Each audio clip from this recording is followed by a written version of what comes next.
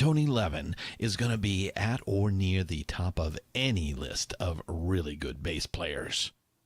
You might have to check the fine print to find his name, but you've heard him. Tony has laid the foundation for dozens of hit songs and has graced over 500 albums with his playing. He can do it all with the bass. Swing it, slap it, smack it, and snap it. Play delicate counterpoint lines or bring the arena rock thunder. If you've seen Tony Levin play live, and there's a pretty good chance you have, well, it's memorable. That distinctive mustache and that bald head atop a slim and trim 6'3" frame, carrying what looks like an alien contraption of infinite strings. Here in the summer of 2017, Tony is on tour with one of his permanent gigs, King Crimson.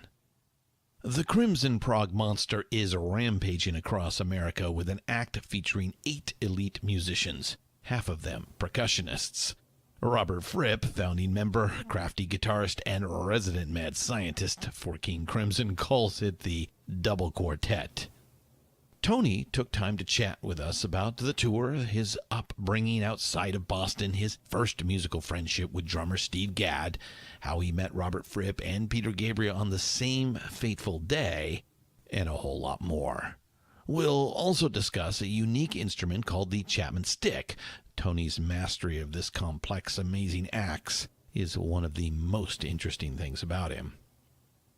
This was one of my favorite interviews so far on this podcast. Tony is the proverbial gentleman and scholar, and he is an absolute monster on the bass guitar, bringing the big bottom to lots of great music over the years. So, without further ado, let's talk with Tony Levin.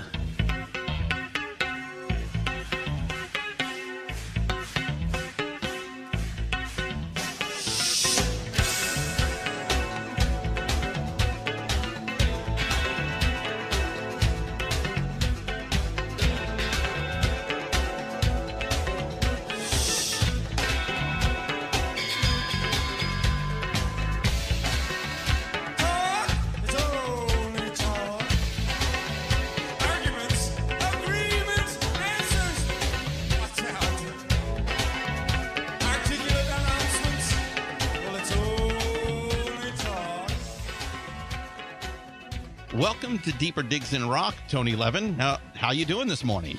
I'm very well. I'm speaking to you from Seattle, where we in King Crimson had our first show of the tour last night. Yeah, opening night. The show went really well, so I'm in a good mood. I'm very happy. I personally can't wait to see you this Saturday at the Fox Theater in Oakland. So you've been in Seattle for a couple of weeks in rehearsal, so I bet you're about ready to head on the road, right?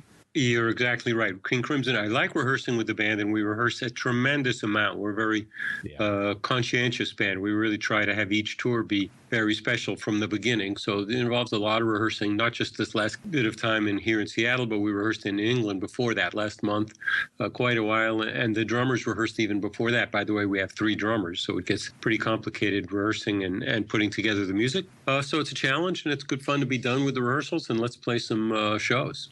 Well, that was going to be my first question. Why with 3 drummers and only 1 bass player? Are you really that good? That's not the way the numbers work out. It's not equivalent in weight, bass players and drumming. The first question, why 3 drummers, of course, is a great question. Robert Fripp, who's the founder of King Crimson and kind of the musical visionary, decided to have 3 drummers in this incarnation of the band. There have been many incarnations with challenging and unusual lineups. And this one, I think his only instructions from what I heard to the drummers were to reinvent drumming. Reinvent rock drumming. No problem. Yeah, no problem.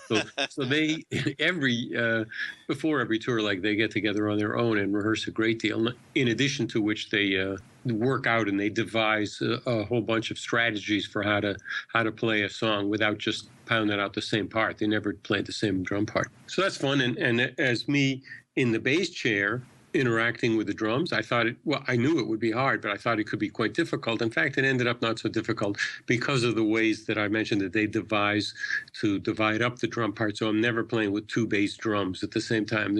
Where the pulse is really moves around fast within each section of each piece, but it is in one place, and that's what I play with the drummer who has that part of the field that I want to lock in with. Ah, so that's how you managed to keep the three-headed monster in the groove, huh?